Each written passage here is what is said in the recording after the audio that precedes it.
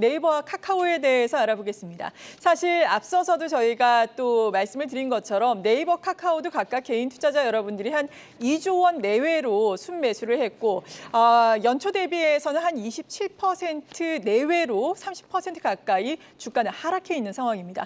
과연 지금 어떻게 평가를 할 수 있는지 이번에는 애널리스트 연결을 해보겠습니다. 서정현 신영증권 연구위원입니다. 위원님 안녕하세요. 네, 안녕하세요. 서정현입니다. 네, 연초 대비해서 많이 하락한 네이버, 카카오 플랫폼 관련된 종목들 이제는 또 관심을 가질 수 있는 시점일까요? 먼저 뷰는 어떻습니까? 네, 말씀 지금 해주신 것처럼 연초 대비 한 30% 가까이, 그리고 전년 고점 대비해서는 40% 이상 지금 해당 종목들이 조정받은 상황입니다.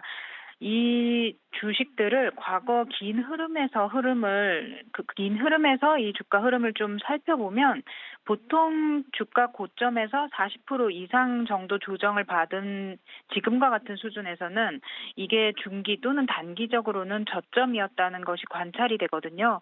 그래서 일단 지금 많이 힘든 분들도 계시고 하겠지만은 하락할 만큼 하락했다는 관점에서는 단기 저점으로 오긴 왔다, 이렇게 판단하고 있습니다.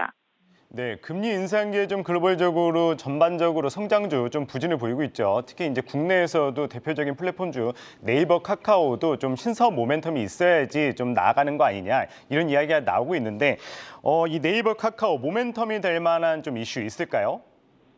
네, 지난 10년 이상, 길게는 20년 동안 이 회사들의 주축이 되어온 사업이 뭔지 먼저 한번 봐야 되는데, 우리가 알다시피 포털 또는 검색 키워드 광고 수익 이런 것들이 현재까지 회사를 버티게 해주는 주요 수익원입니다. 카카오는 사실 포털 검색보다는 그건 과거 이제 다음이고요. 카카오톡이라는 메신저 기반으로 커머스 환경을 구축하고 있기 때문에 약간 서로 간의 형태는 다르지만 어쨌든 두 회사가 광고라는 이 사업 모델을 베이스로 해서 현재 캐시카우를 삼고 있다. 이 부분은 이제 똑같이 볼 수 있는 부분이고요.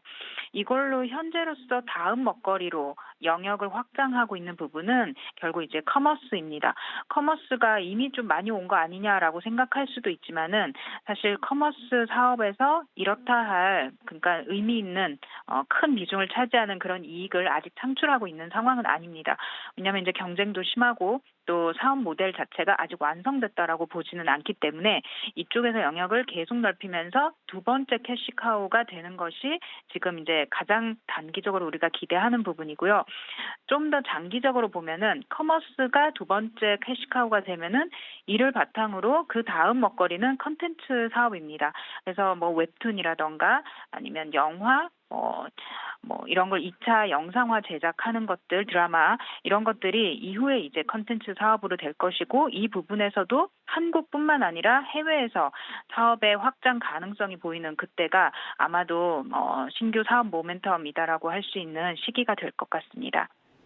네, 말씀해주신 신사업, 커머스 그리고 콘텐츠 쪽이 언제부터 또 실적에 도움이 가시적으로 될지가 관건일 것 같은데, 그렇다면 하반기 실적 전망 혹은 실적 전망을 바탕으로 한 지금의 밸류에이션 매력에 대해서는 어떻게 생각하고 계신가요?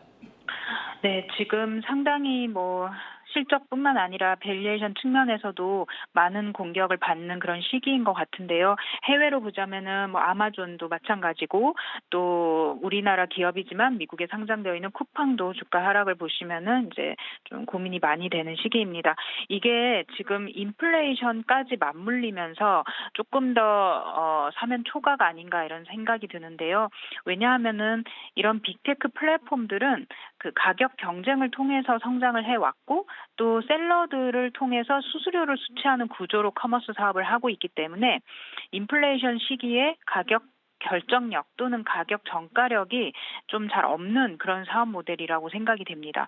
그래서 한마디로 가파른 인플레이션 시기에, 상승 시기에 뭐 윗단 즉 뭐 매출액 또는 매출 총이익 쪽에서는 크게 레버리지가 안 나는 상황에서 인건비, 뭐 유류비 이런 각종 비용은 크게 상승하고 있기 때문에 영업이익도 지금 압박을 좀 받고 있는 거거든요.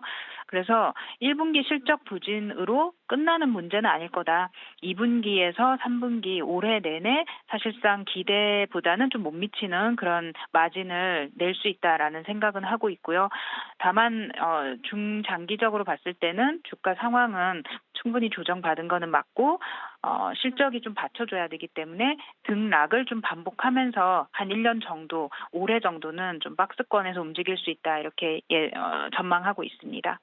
네, 국내 대표 플랫폼 이 네이버와 카카오에 대해서 알아봤습니다. 서정현 신영증권 연구위원이었습니다. 오늘 말씀 고맙습니다. 감사합니다. 네, 말씀을 들어보니까 의미 있는 오름세가 나오기까지는 시간이 다소 필요할 수 있겠다라는 의견인데 앞서서도 신사업에 대해서 도움 말씀을 들어봤잖아요. 예.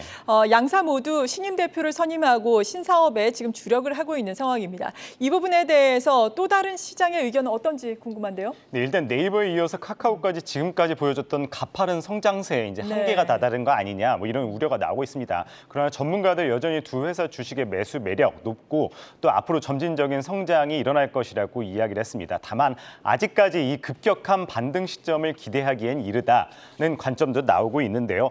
이 오동환 연구원 같은 경우에는 현재 이 양사 모두 이 모멘텀이 될 만한 씨앗을 뿌려놓은 만큼 이 지켜볼 필요가 있다고 이야기를 했습니다. 특히 카카오는 그것이 이제 모빌리티와 핀테크가 될 것이라고 이야기를 했는데요. 이 양사 가운데 오 연구원 같은 경우에는 카카오가 더 매력적이라고 이야기를 했습니다. 그 허지수 연구위원 같은 경우에는 이 카카오가 내놓은 뭐 신사업 뭐 오픈 채팅이나 메타버스 부분에 대해서는 아직 이야기하기에는 이르다 이야기를 했고요.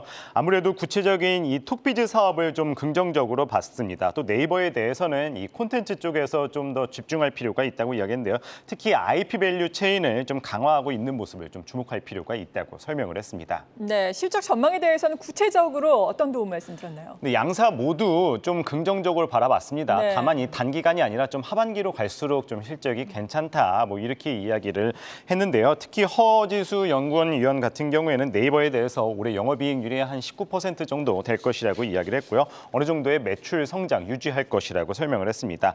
오동환 연구 같은 경우에는 2분기까지 양사 모두는 좀 어려울 것이라고 이야기를 했는데요. 다만 하반기는 좀 괜찮다 이렇게 이야기를 했고요. 네이버보다는 카카오가 더 매력적이다 이렇게 설명을 했습니다. 네, 그리고 앞서서 올해는 크게 박스권을 상향 돌파하는 기대보다는 그래도 지금 밸류에이션 매력 측면에서는 괜찮다라는 의견을 들어봤잖아요. 예. 두 분께서는 또 어떻게 전망을 하고 계시던가요? 예, 두 연구원 모두 비슷한 의견을 내놨습니다. 현 시점 주가 많이 떨어지기는 했다는 것이 의견인데요. 다만 앞으로 가파른 반등은 쉽지 않을 것이라는 분석이 대다수였습니다. 이 단기적으로 실적 성장성이 제한될 수 있다는 건데요. 허 연구원의 경우 카카오보다 조금 더 네이버에 대해서 긍정적인 의견을 내놨고요. 오 연구원 같은 경우에는 실적 개선은 하반기에나 좀 나올 것이라며 조금 더 지켜봐야 할 필요가 있다고 이야기를 했습니다. 네, 이렇게 오늘은 특집 기획으로 개인 투자자 여러분들이 관심을 가지고 있는 종목에 대해서 심층적인 도움 말씀 들어봤습니다. 저희 한국경제TV는 개인 투자자 여러분들을 응원하고 있는데요. 보다 세부적인 투자 전략 세워보겠습니다.